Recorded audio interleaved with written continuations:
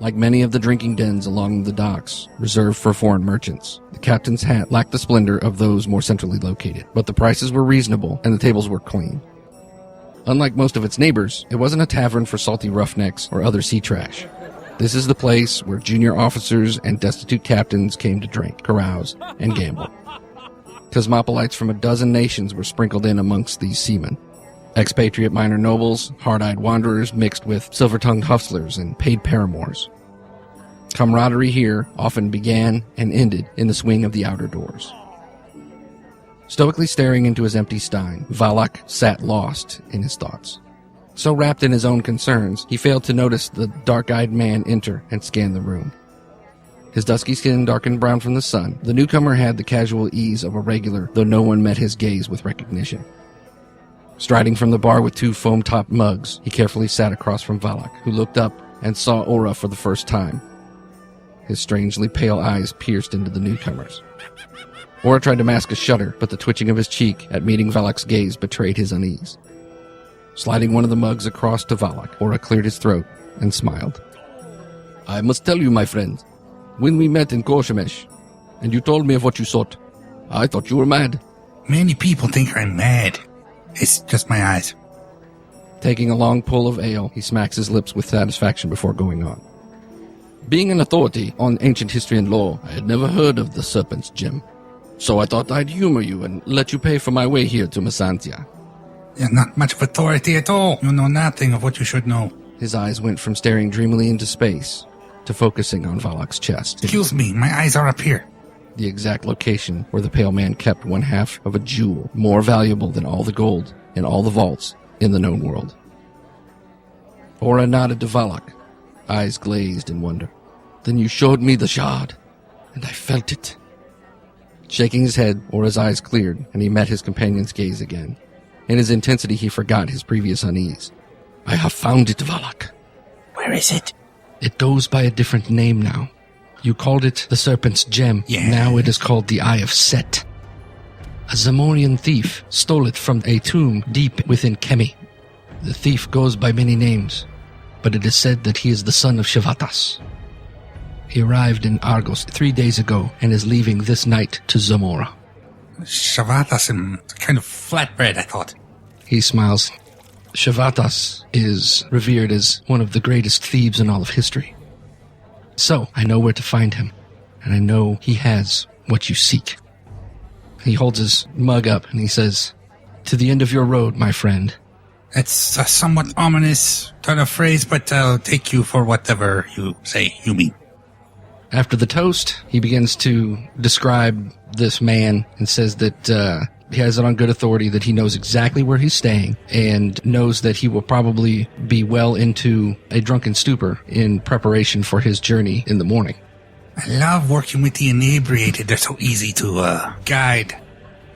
The room begins to take on a darkened, fuzzy appearance. Motherfucker just poisoned me. The outer door opens. He did. And 3 dark-robed men enter. Blackness weighing your vision, or his voice fills your ears as the bony hands drag you into the street. "I have done as your master bid and delivered him to you." The men carrying you stop, and silent tension builds, which is finally broken by Aura's flat voice. "My payment was promised." All of you are bastards. A skeletal hand tears open your tunic, and the leather thong around your neck is snapped with a violent jerk. Hey. One of the figures hisses in Stygian for Aura to consider himself fortunate that they were ordered not to kill him. Yes, Aura. Very fortunate are you. With his stolen treasure, Aura meets your gaze one last time. And in a language not spoken since Atlantis last saw the sun, he whispers, "The slave is now the master, Valakias." He spits at your feet, turns, and runs into the nighted street. I like you. Adjusting their iron grips, the dark men begin dragging you anew. Nearing the blackness of oblivion, over the rush of blood in your ears, you hear one of the vulture-like men scream and feel his grip grow tense, and then slacken. Are we going to another pub? Suddenly you are released and left to spill onto the flags. Clamor of a struggle finally culminates into the sound of vicious butchery. The strongest effects of the drugged ale are dashed quickly with a splash of icy liquid. Wet and cold, your vision clears to focus on the face of a hard-eyed man. One of his hands holds a cracked wooden bucket, the other a dripping crimson sword. Wake up. Hello. Are you clear? Yes? What is your name? Valak? Valak. They stole my thing. What did they steal? It's a thing that was mine. A necklace. I did not see a necklace. Are you okay? Stand up. Can I stand up? You're as weak as a newborn fawn, but looking around you, so this large man is now helping you get up, and you see the forms of 3 dead, robed figures. Oh, you killed all these 3 fellas? You're lucky I came upon you. You shouldn't be traveling alone at this time of the night in these parts. I wasn't traveling alone. I had another fella that I was traveling with. He absconded with my thing and left me with these 3 bastards. Sounds like you need more trustworthy companionship. You seem trustworthy. Would you like to join my adventuring party? Oh, do not trust me, friend. I only work for coin. Well, at least you're upfront about it. You know who these people are that came to get you. Right. Black priests of Set. And this man dispatched 3 of them on his own. I'm going to search him. Okay. You find some silver, possibly enough to hire your new friend here. Beyond that, there's nothing else about them. I do detest when people gang up on someone in an unfair fight like this. Although if it were me, I would have taken them all. If they had not drugged me, it would have been more fair. While we're conversing, I'm going to prop the 3 bodies up. Okay. And defile the hand tattoos. Okay. Using their daggers or... Yeah. What are you doing? Sending a message not to fuck with me, even though you did it. As you will. You're a traveling man. You've seen the priests of Set before. You know who these guys are. Okay. And they obviously wanted him for some reason. Pale shadows of what they should be, and weak. Poisoning a man while he drinks. Where do you go from here, Valak? Zamora. Zamora. You're a strange fellow. Zamora. I perhaps might be going that way. Just kind of bounce the coins in my hand a little bit and look at him. I don't seem too interested in the coins, but I'm more trying to drag out some more info. This thing which was stolen from you, would it be headed to Zamora? I believe it's headed to the Zamora now. The scoundrel absconded with it. I have a offer for you. I, Renyal Duran, shall accompany you to Zamora. Thank you. To acquire what was stolen from you. Wait 1 moment. You want to acquire my thing from the man who stole my thing and make it your thing? That is all your business. All my business is to hone my skill and to travel the land and prove my worth. And all I ask in return is a fair share of anything we acquire along the way. You're going to have a fair share of other things we find. That thing is my thing. Absolutely. I'll have your word on it. The word of a Durand is as good as gold. And you will not find a better swordsman in this dark part of the world.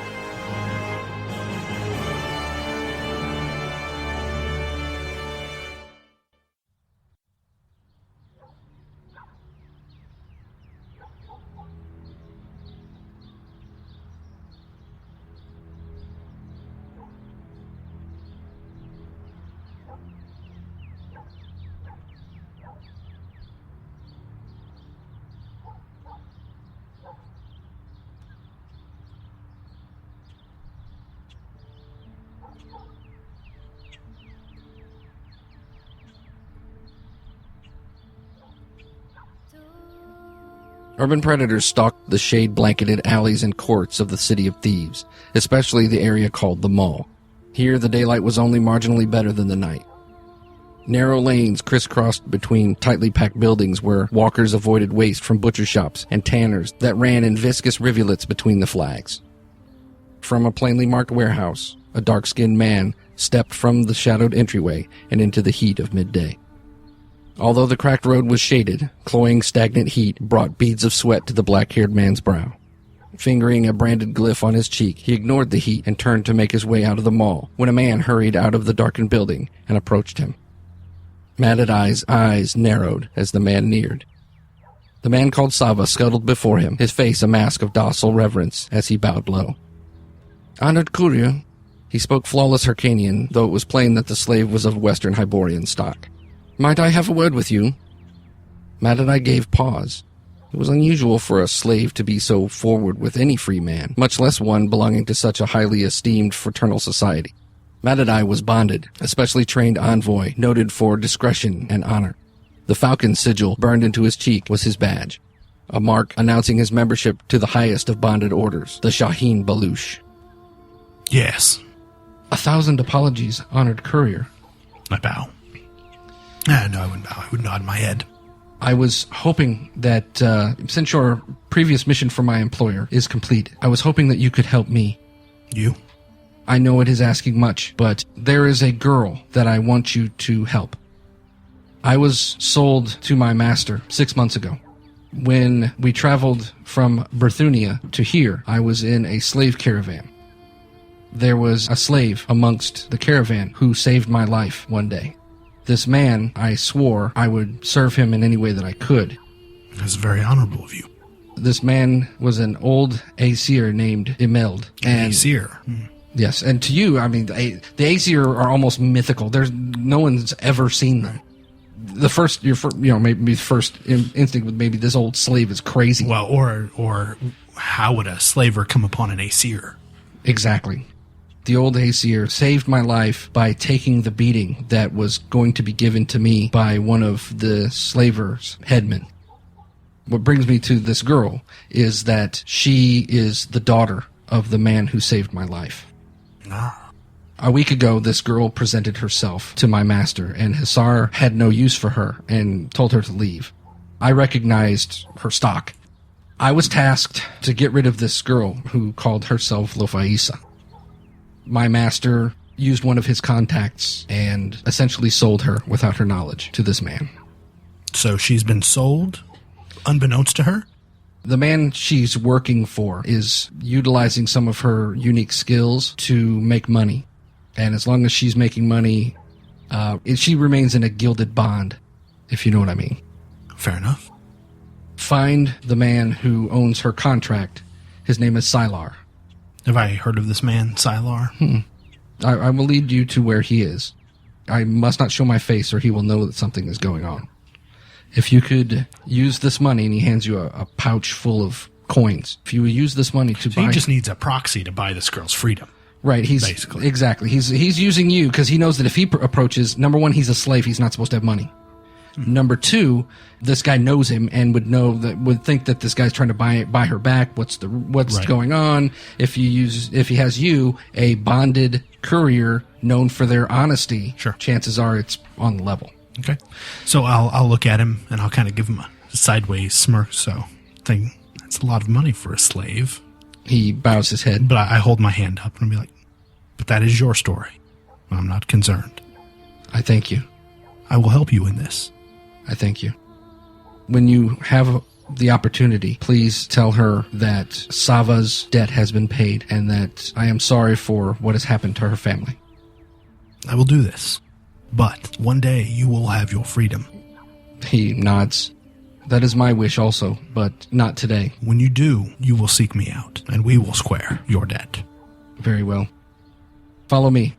On the way there, he explains that the slaver that brought them here apparently had obtained 3 Aesir, and all 3 accompanied this caravan to Shadazar. The intent was to be sold to Turanian nobles as exotic slaves. Okay. The man who beat Imelda was a Basonian headman for this Milos. And he explains that this Basonian was a real, just ruthless bastard. But he wouldn't have the name Milos, did he? No, he tells him the slaver's name was Milos, and that the headsman that did all the beating was named Dardo. This just ties into everything as he's taking me to meet these people. Asks, what particular skills does she employ that they seem so eager to use? He stands before the door and he says, "Once you enter, you will see." And what he leads you to is a underground drinking den. So just like a basement